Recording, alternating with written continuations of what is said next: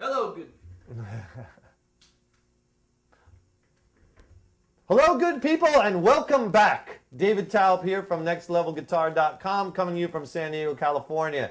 And today we are going to talk a little bit about a very special chord. That's right. You think you can build a lesson around one chord? Oh, we can here at NextLevelGuitar.com. The chord we're going to be spending some time on today was made famous by many people, but probably is attached mostly to Jimi Hendrix.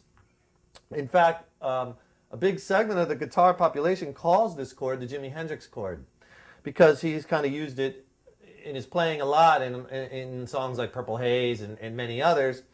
And the chord I'm talking about is an E7, well, not E, but it's a 7-sharp-9 chord.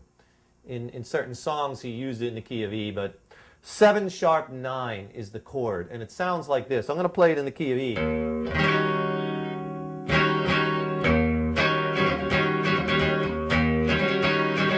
This has a very very cool sound. It's a very, very cool chord, and guys use that a lot in rock and blues and alternative, and you'll see this chord a lot.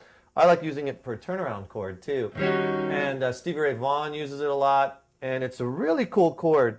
And I want to show you, I'm going to bring the camera in a second, I'm going to show you the finger I got close.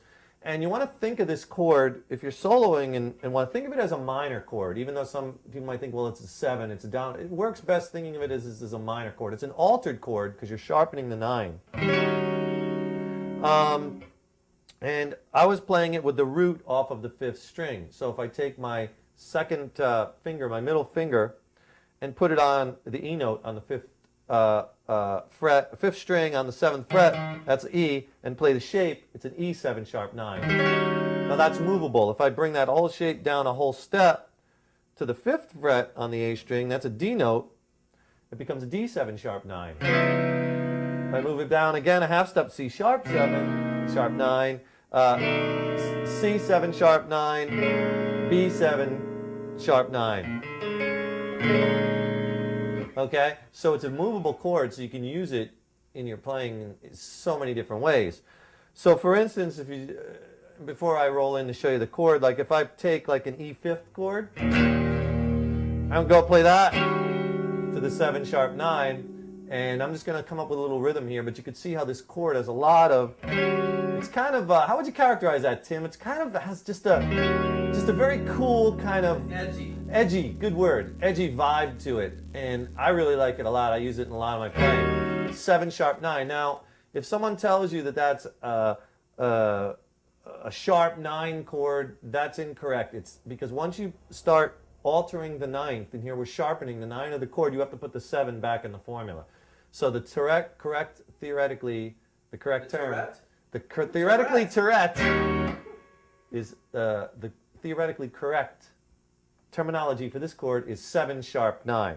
By the way, my guitar right now is tuned to E flat. So if you're trying to play along with me and you're like playing in standard tuning, you're probably saying, why is that chord? That doesn't sound right. Well, I'm tuned to E flat. In many Jimi Hendrix songs, Stevie Ray Vaughan, and Van Halen, so many bands, they tune their guitars down to E flat. That means all 6 strings are tuned down a half a step. So from low to high, you tune your low E to E flat, and then straight down A flat, D flat, G flat, B flat, and E flat. Half a step, E flat tuning. If you don't know how to do that with your tuner, or if you're not sure, go to our website, nextlevelguitar.com. In the tuning section we have, and in the beginner section we have lessons on tunings and drop tunings and different types of tunings. Well, David, I got a bunch of emails. I don't know if a lot of people know that chord videos are all free on our site, and they've got the fingerings laid out. I just saw an email where they said, can you show me the fingerings? And we have the fingerings on there. That's all free. It's all free, that's right. On our website, nextlevelguitar.com, if you go to the site, you'll see in the main taskbar, top right, it'll say chord library. Click on that, and the drop-down box will open up, and you'll see things like open position major, open position minor, 7, dominant 7th chords, minor 7th. All free. Then you'll see bar chords off the A string. Go to that one, even though this is technically not a bar chord, or other miscellaneous chords, and you'll see the close-up fingering for this 7 sharp 9 chord. And you can just go there. It's all free. What a great resource, man. I wish I had that when I was starting out my guitar journey 20 years ago. And it's videos up close where I'm showing you each note and all the intervals in them. So take this chord, and I want you to get creative with it and start banging it around. Remember, when you're soloing over it, treat it like a minor chord. So let's just say I'm going to take an E fifth, and I'm very Stevie Ray Vaughan-ish type style. I'm really going to attack the strings. Okay, I'm playing out of my neck pickup. Neck pickup, totally clean, through a little Fender practice amp, clean, set up clean. Then I go to the E sharp 9, and what I like doing with the E sharp 7 sharp 9 is I like moving it around like a half step in each direction. And I just try to create rhythms with it. Anything, try to build melody in my head. That's how this crazy brain works. But I want you to try to do it, to get creative with it. Set a metronome or a drum beat and just start playing off of it, and soon you'll come up with a cool rhythm.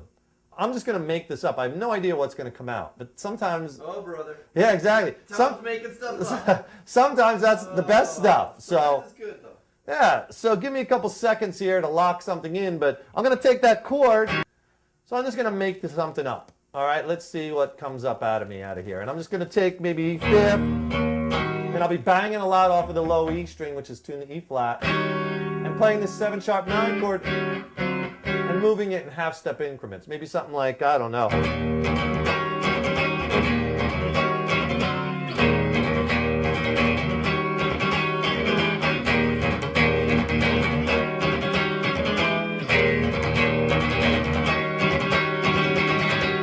So you see, I'm already starting to kind of get like a vibe. And then during the verse of the song, maybe I would cut it back a little bit so I don't step on the vocals, maybe something like...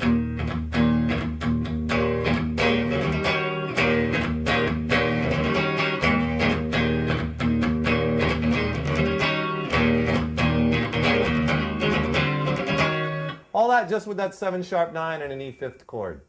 Again, I'm just kind of making this up as I go along. Use that, and then maybe I'll go to, this time, maybe I'll play like a, you know, you could throw it in simple progressions that you know already, like 1, 4, 5 progressions. You might get something like, and again, I'm bouncing off that low E string, then I'm hitting this 7 sharp 9 chord. You get this.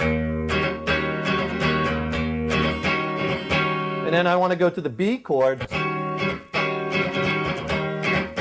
Down. So get bouncing and feel that rhythm.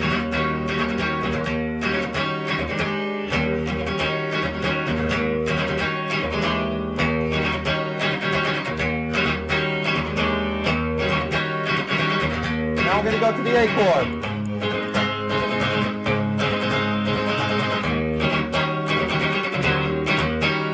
To the B.